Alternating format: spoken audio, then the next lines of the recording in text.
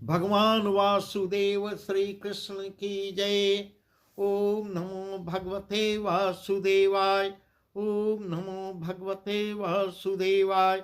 श्री कृष्ण गोविंद हरे मुरारी, हे नाथ नारायण वासुदेव।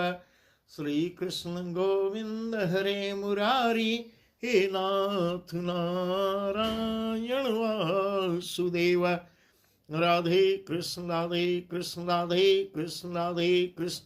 द्वारकानाथ की जय, केशव की जय, माधव की जय, राधा रानी की जय। श्री सुखदेव जी आज का प्रसंग यह बता रहे हैं। श्री सुखदेव जी कह रहे हैं, हे राजन, यमलार्जुन को कैसे उद्धार करते हैं। यमलार्जुन का जब वे दोनों वृक्ष के रूप में उनकी आंगन में वृक्ष के रूप में थे, जब वे दोनों तरु गिरते हैं तब उनका शब्द सुनकर नंद रानी घबरा कर दौड़ी आती हैं जहां कृष्ण को उखल से बांध के रखी थी, और उनके पीछे सब गोपी ग्वाल बाल भी चले आते हैं। जब श्री कृष्ण को वहां नहीं पाती हैं तब व्याकुल हो यशोदा मोहन मोहन पुकारती और कहती चली हैं, कहाँ गया मोहन, यही बधा था। इस प्रकार आश्चर्य में पड़ जाती हैं। भाई कहीं किसी ने देखा, इस प्रकार अगल बगल पूछने लगती हैं, मेरा कुंवर कन्हैया कहाँ है, मेरा कन्हई कहाँ है। इतने में ही सो ही से एक बोली ब्रजनारी बोलती है कि दो पेड़ गिरे हैं, तहाँ वहीं पे बीच में मुरारी बैठे हुए हैं, वहां बीच में मुरारी बैठे हैं आपके। यह सुन सब आगे आके देखते हैं तो सचमुच ही दोनों वृक्ष उखड़े उखड़े पड़े हुए हैं और श्री कृष्ण उसके बीच में ओखल में बंधे हुए सिकुड़ के, दोनों वृक्षों के बीच में सिकुड़ के बैठे हुए हैं। जाते ही नंद रानी ने ओखल से खोल कांधा को रो रो कर गले से लगा लेती हैं। सब गोपियां भी डर जाती हैं। डरा सब गोपियों को डरा जानकर चुटकी ताली दे श्री कृष्ण जी हंसाने लगते हैं। तब नंद उपनंद आपस में कहने लगे कि ए युगान युग के पेड़ जमे हुए, हम लोग भी इसको नहीं जानते, पता नहीं कब से यहाँ जमे हुए, ये कैसे दोनों उखड़ गए। यह बड़ा अचंभा जी में उन लोग के आता है और उसका भेद इनका समझा नहीं जाता, भेद उसका जान नहीं पाते। इतने सुन के एक लड़के ने पेड़ गिरने का ब्यौरा ज्यों का त्यों कहा। एक गोपी बोली, ए बालक, इस भेद को क्या समझे। दूसरी ने कहा, कदाचित यही हो, हर की गत कौन जाने। ऐसी अनेक भांत भांत की वहां गोपियां कह रही हैं, अनेक प्रकार की बातें श्री कृष्ण को ले सब आनंद से गोकुल में आती हैं। तब नंद ने बहुत सा दान पुण्य किया। जब कृष्ण का जन्मदिन आया तो यशोदा रानी ने पूरे कुटुंबियों को न्योता दे बुलाया, मंगलाचार वर्षगांठ मनाती हैं। जब सब मिल जेठ भोजन करने के लिए बैठते हैं तब नंदराय बोले, सुनो भैया, अब इस गोकुल में रहना उचित नहीं है, कैसे रहा जाए, कैसे बने। दिन दिन होने लगे, उपद्रव होने लगते हैं। यहाँ पर प्रतिदिन एक उपद्रव हो रहा है, चलो कहीं ऐसे ठौर जमावे जहाँ तृण जल का सुख पावे। उपनंद बोले, वृंदावन जाके बसा जाए तो आनंद से रहेंगे। यह वचन सुन नंद जी ने सबको खिला पिला के पान दे बैठाया। त्यों ही एक ज्योतिषी को बुलाया, यात्रा का मुहूर्त निकलवाते हैं। ज्योतिषी से यात्रा का मुहूर्त पूछते हैं। उसने विचार करके कहा कि इस दिशा की यात्रा को कल का दिन शुभ होगा, उत्तम होगा। वाम योगिनी, पीछे दिशा सूल और सन्मुख चंद्रमा है।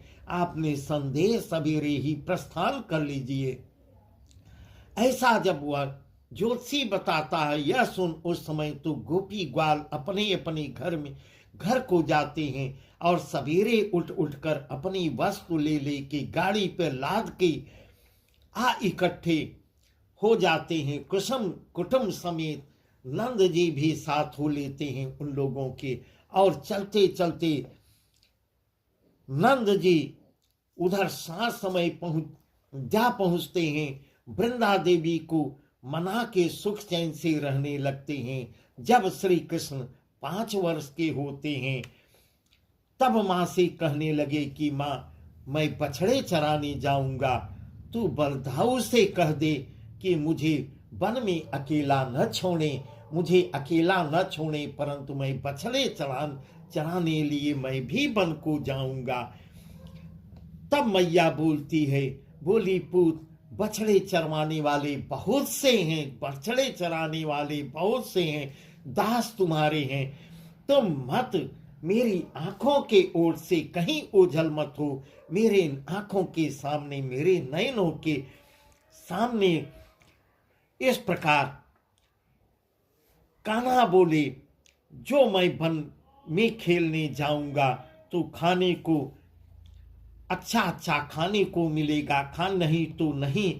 यह सुन यशोदा रानी ने ग्वाल बालों को बुलाया और कृष्ण को बलराम को सौंप कर कहा कि तुम बछड़े चराने दूर मत जाना, और सांझ होते ही दोनों कृष्ण और बलराम को अपने साथ ही ले आना। इस प्रकार समझा कर कहती हैं, वन में इन्हें अकेले मत छोड़ना। ऐसा कहकर कलेवा दे के कृष्ण और बलराम को उनके साथ ग्वाल बालों के साथ लगा देती हैं। वे जाके जमुना के तीर बछड़े चराने लगते हैं और ग्वाल बालों में खेलने लगते हैं। इतने में कंस का पठाया वत्सासुर आता है। उसे देखते ही सब बछड़े डर कर जिधर तिधर भाग जाते हैं।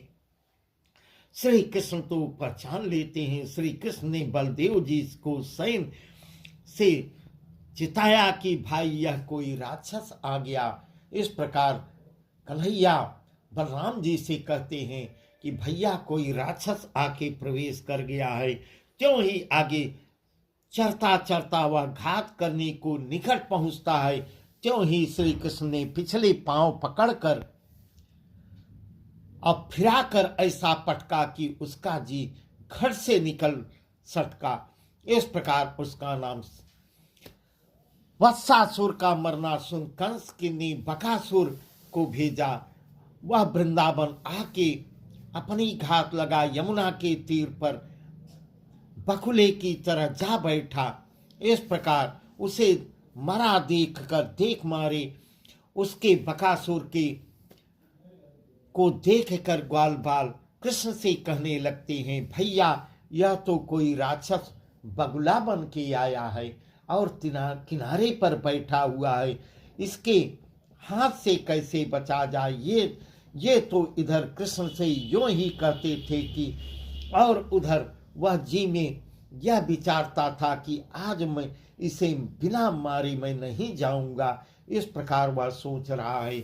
इतने में कृष्ण उसके निकट जाते हैं। त्यों ही उसने उन्हें चोंच में दबा लेता है, चोंच में उठा लेता है और मुंह मूंद लेता है। ग्वाल बाल व्याकुल हो चारों ओर देख कर पुकार करने लगते हैं, रोने लगते हैं, चिल्लाने लगते हैं, पुकार कर कहने लगते हैं, हाय यहाँ तो बलदाऊ भैया भी नहीं, हलधर भी नहीं है, हम यशोदा मैया से क्या उत्तर देंगे।